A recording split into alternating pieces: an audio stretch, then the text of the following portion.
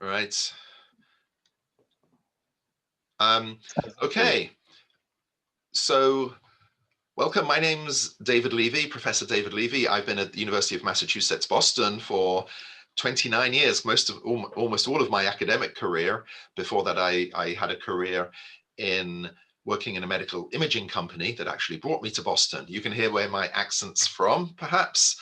This is a British accent from London. I grew up in Wembley, right near the famous stadium, where the famous national football stadium. Football being the real thing, where you kick a ball with your foot, as opposed to American football, where you pick it up and run with it like rugby.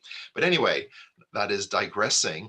But I was one of the architects of our PhD program, along with Dr. Maureen Scully, and we set this up 9 years ago now, with the idea of being a very distinctive PhD that focuses at the intersection of business and society, not just around corporate social responsibility issues, but across a whole range of issues from sustainability and labor, diversity, the political economy of business, all the different ways that business structures the world that we live in, from the physical world, buildings, to shaping who we are as consumers, as who we think we are as men, as women, as gendered beings, as ethnic beings. So the profound way in which business and organizations shape our lives, and in various ways we bring some critique to that, and understand that some of the problems in the world, like climate change, are due to some business activities. But we also recognize that organizations are powerful vehicles for change. Business has the resources, the financial, the human, organizational resources to be able to change things. And so we look at that as well. Some companies don't necessarily have a social mission, but if they start working on clean energy, for example, then they can have a very significant impact. We also look at other kinds of organizations that are interested in changing the world. That might be NGOs, activist organizations, and increasingly people are looking at hybrid types of organizations, businesses with a social mission, or what we call social entrepreneurship.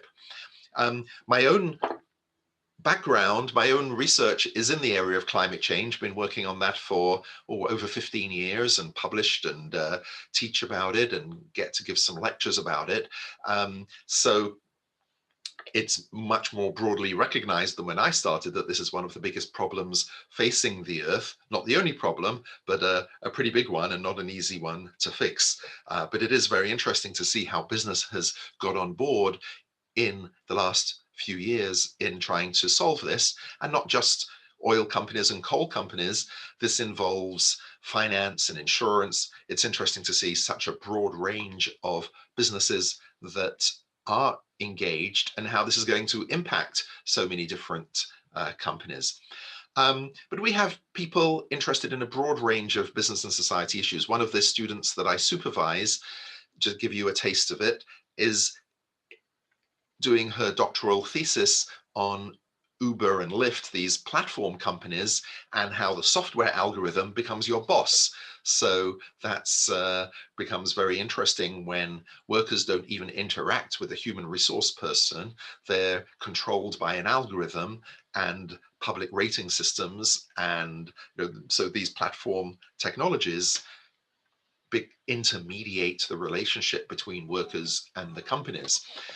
So that's become a very hotly contested area in the US, about whether these workers are employees or contractors, how they should be treated. So we get to look at all these various areas. My most recent student, Nicole Weber, she graduated last year and has gone off to the University of San Diego. She sat in on a bunch of meetings that we were doing with the city of Boston here, where we live in Boston, where it's currently, we're sitting on, we got about a foot of snow a couple of days ago, and it's not melting because it's about -7 or 8 centigrade this morning. Hopefully it'll warm up to around freezing today. But so not much fun on the weather front during the winter here, but we all get through it. But anyway, so my student, she sat in on these meetings. Maybe if you can mute, so I'm going to mute you if it's a bit noisy in the background. Yeah, she sits in on all these meetings that we had with the City of Boston. So the style of research that we do is providing some service to the city, but then we collect data, and that also provides the data for research. And that way we can do some funded research, and the student gets some extra money, and we get the data, and that gets written up. So we have to deliver a report to the city, but we also deliver a PhD. And this helped my student get the job in San Diego, which really comes down to pointing out that we do community engaged research. We have very strong links with the City of Boston, the state of Massachusetts. Some people do more international research, and that's fine as well. I used to do more of that, but we do have these very strong local links, and we do encourage our students and our faculty to be engaged in the real world. And that can be with the local organizations, local businesses, with the local government. But it also means that we encourage people to be involved in the media and to have some impact. I publish sometimes in blog places like The Conversation, or try and place op-eds. I had an op-ed in the Boston Globe, the main local paper here, about climate change. So just to give you a sense of our commitment here, it's a big tent of faculty and students pursuing all different interests, but there is this common thread of business and society. What I'm going to do is share the screen and take you through a few slides. There you are. Hope you can see that when I share the screen. And if I go to full screen mode, there it comes up. So this is us, PhD, in organizations and social change. Just to clarify, what we call the OSC track, organizations and social change, is one track in the PhD in business administration in our College of Management at the University of Massachusetts Boston. And our University of Massachusetts Boston is the Boston campus of the University of Massachusetts State University System. And we're one of 3 tracks. The other tracks are finance and information systems. So I heard a couple of you are coming from banking, coming from finance. If you're interested in finance, it's also possible to do the more technical finance degree and also have somebody from our department on your committee if you want to have a more social aspect of the research, a more sociological, or thinking about the social impacts. But if you want to get the technical skills as well, you might be better off being based in the finance department, but then also taking some courses and having somebody from us. In general, people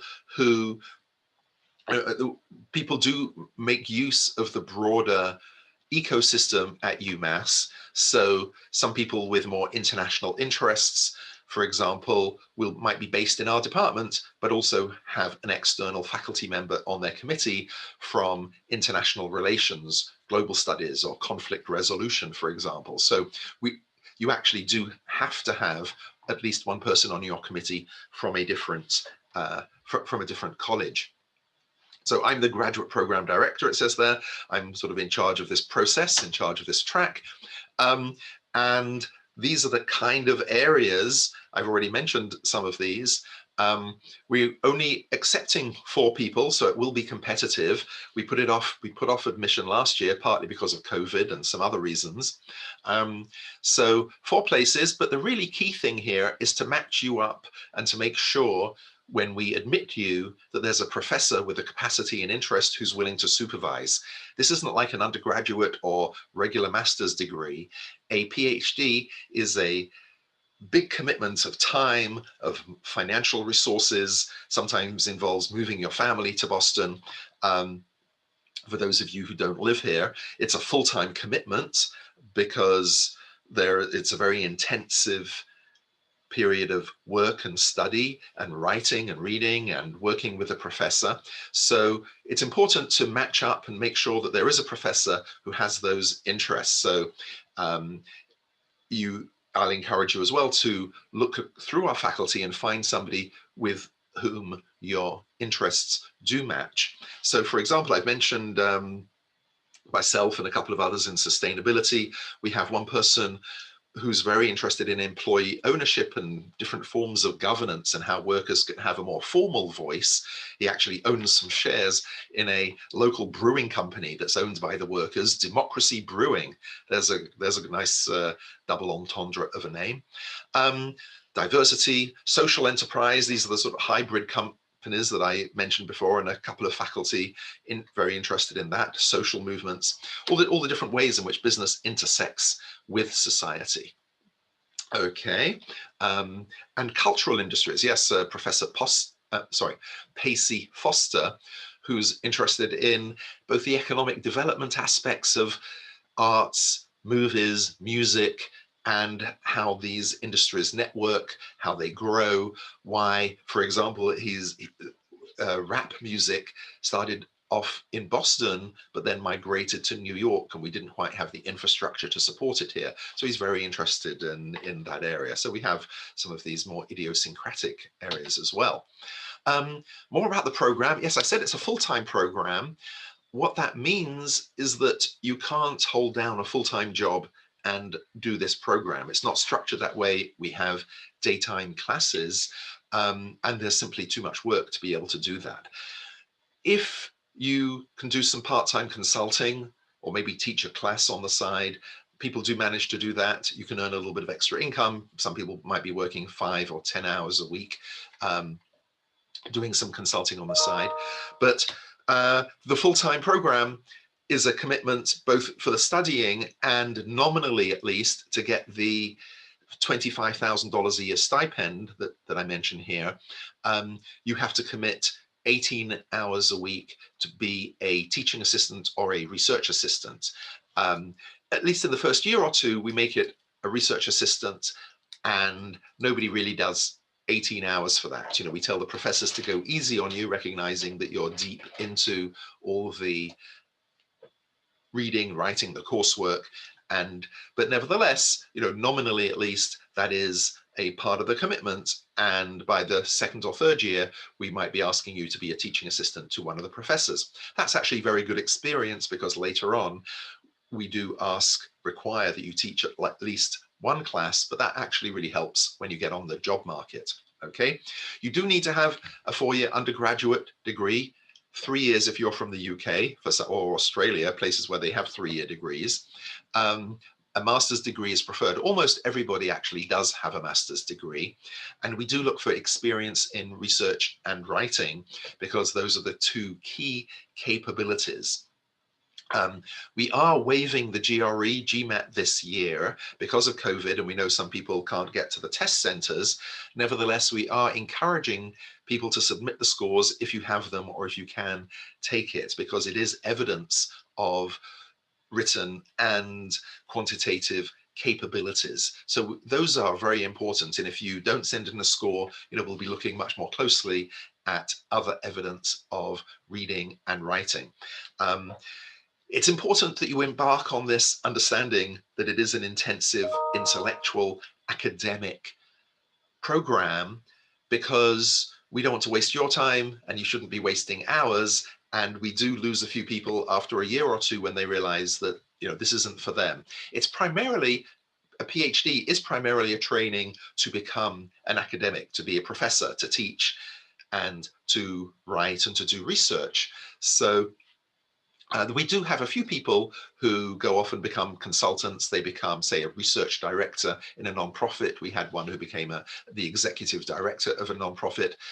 A PhD increasingly is also a training to have a senior job, maybe in government, maybe in international institutions like the World Bank. The United Nations might be looking for increasingly for a PhD, but primarily it is an academic training to be a professor. Okay, so you get 25,000 a year. That might sound a lot if you're coming from a relatively poor country. For those of you who live in the US, you'll know that 25,000 is actually close to the poverty line. So you do have to plan and think about what resources you might have, other resources, savings, the ability to do some consulting or work on the side.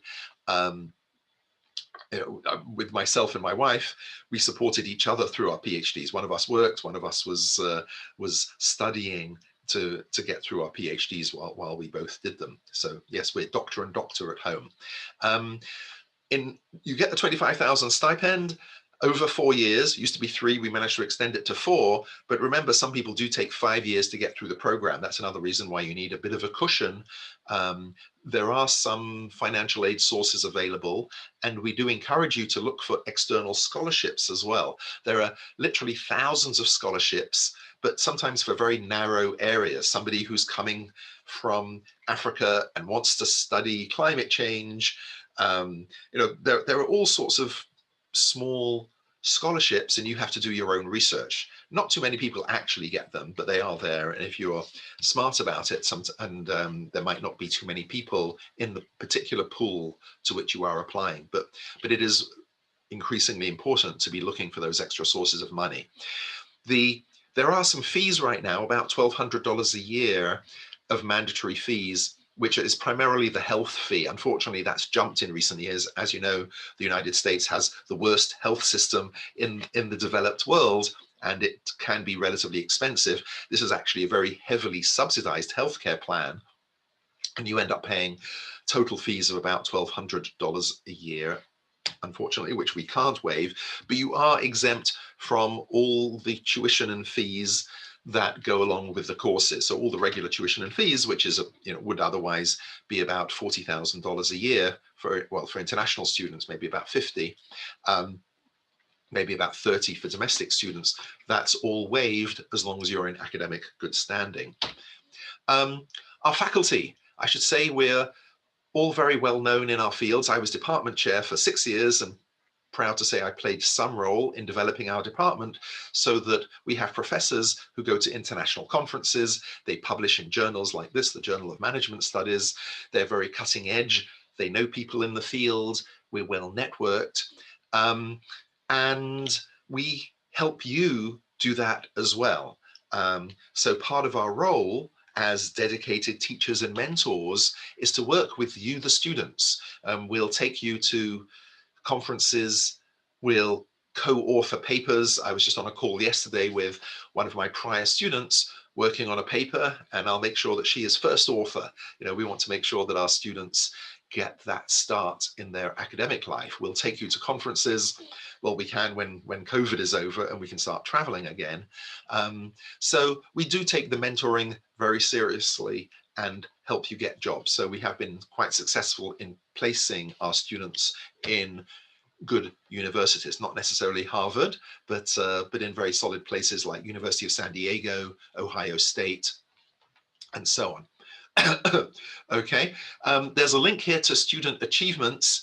I won't click on it right now, but I can send these slides around and you can click and see all the different papers and conferences that our students have been to and get a sense of just how successful that they have been. Okay, I see somebody's put something in the chat. Let me just check what that is. If you already have health insurance, that's excellent. You don't have to pay this. You just have to provide evidence that you have the health insurance, and then you don't have to pay this one. So that's good, especially if you have family. Some of you have families and you have family insurance. The number I mentioned is for one person.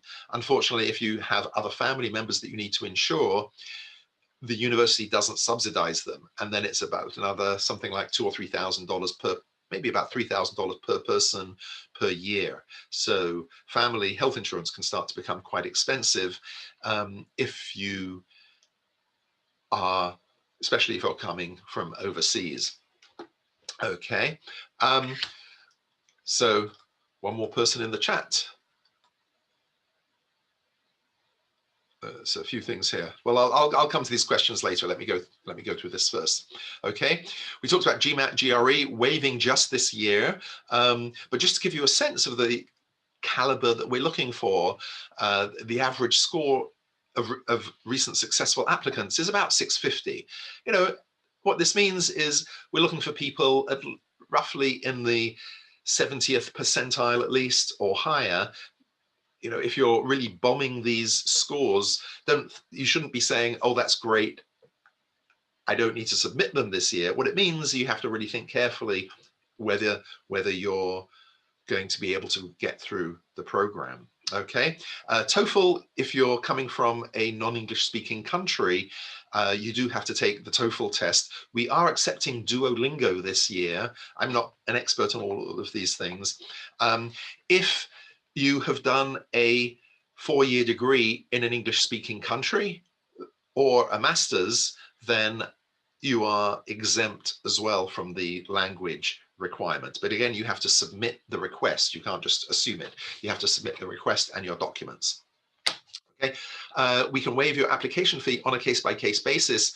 Don't do that until you've submitted your full package. Submit the package first, then request without paying, and then you submit the waiver request. They can't process it until your application is in the system. And most important, deadline 1st of February, but we strongly encourage you to get as much of your application in advance, because partly we want to contact you, check out what your interests are, maybe connect you with a professor in the area.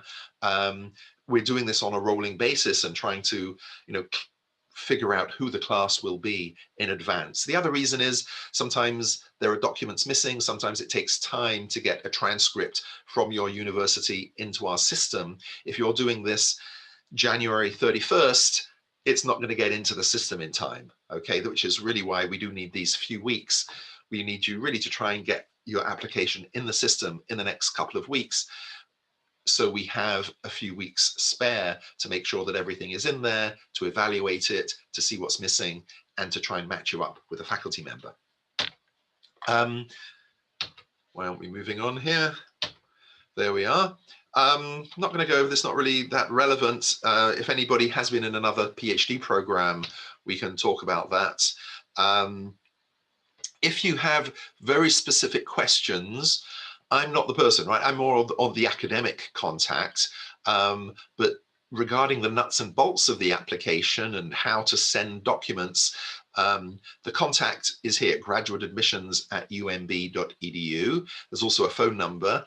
I know most of you, even if you're abroad, have got cheap ways of calling through Skype or other kinds of ways that just a couple of cents a minute. So that's not a big deal anymore. So obviously you can be in touch with me, but also be in touch with the Graduate Admissions Office if you have these kinds of technical questions. They do get a bit flooded, but I try and make sure that questions get answered. Okay. Most important, the admissions essay, I'm running over time a little bit, but we'll get through this. The admissions requirements, we ask for 2 things. The most important is a statement of purpose, about 5 pages. We're not counting exactly, right? But don't send a 20-page proposal. What we're asking for is a page or so. How did you arrive at us? Why do you think that we're a good match? What's been the trajectory of your life that brings you to our program? And what we're asking really is, sometimes it's obvious. If somebody has worked in the field of diversity or sustainability, you've been involved in an NGO, you've written papers about this, you're already involved in some organization, then it's obvious. But if somebody has been in banking and then suddenly wants to be in our program, we want to say, how did you come about this? Is it through microfinance? Is it through working in a developing country? We want to get a little bit of a better sense about how you have come to this place and your academic intellectual journey that brings you to this interest in our particular program. And then the other part of this is for a 4 or 5 page mini proposal that sets out a research topic, states a couple of research questions, why it's interesting, why it's important, how you would research it, and what the significance of the findings might be. This doesn't commit you, we say it's non-committal, it doesn't commit you to research that topic, but it gives us a sense of what you're interested in, and it also shows us that you can think in these kinds of research terms. So we look at this very, very closely, both in terms of your ability to write, your ability to express yourself, your ability to get your head around a research topic and say, this is something interesting. This is what people have already said about it. a mini literature review, as well as which piece of it you're going to look at. Okay. There are more details of this on our website about this statement of purpose. So I will show you that. That'll be the last thing I show here. A second piece that you have to send us is a writing sample, which can be an essay from your master's degree, perhaps, or a report that you might have written, something that shows us hopefully a significant piece of research that you've done. And it could be from a few years ago. It's important that it is your authorship, that you wrote it. If one of the pieces that you send in is co-authored, more like a report, then it's important to point out what role you played in it. Were you doing the research? Which pieces of it did you write? And so on. Okay. So that is that. Oh, here's the detail on the statement of purpose. And again, I can send these slides to anybody who asks. These are the components of the statement of purpose and the writing sample. So I can send those around to anybody who wants. This is our beautiful campus. We're built on an old dump, like most of Boston, or at least half of Boston. It's reclaimed from the ocean, from the harbor. So we only sit a few feet above sea level, which means we're accessible to the ocean. But on the other hand, we do worry about sea level rise and climate change. And some of the latest forecasts aren't very good. Luckily, this campus is about 10 or 12 feet above sea level. So we're going to be okay for the next 40 or 50 years. But after that, we begin to worry. And you can see that we're very close. We're about a mile and a half, 2 miles from downtown. There's a train line, what we call the T, a rather antiquated subway that runs right from the campus straight into town, just 3 or 4 stops. So we're very accessible, but on our own beautiful little peninsula like this. And the campus, the last few years, is being totally rebuilt, redeveloped. These white buildings are the new buildings, and more of them are popping up. This one over here that I'm circling, if you can see the cursor, is the Science Center. This is a new teaching building, and this is a campus center with student facilities and some other offices. So the building is still going on, but the whole campus is being transformed into a new wonderful place. So we're looking forward to seeing your application. I'm going to wind up there. I'll stop sharing. I'm also going to stop recording so you can feel more comfortable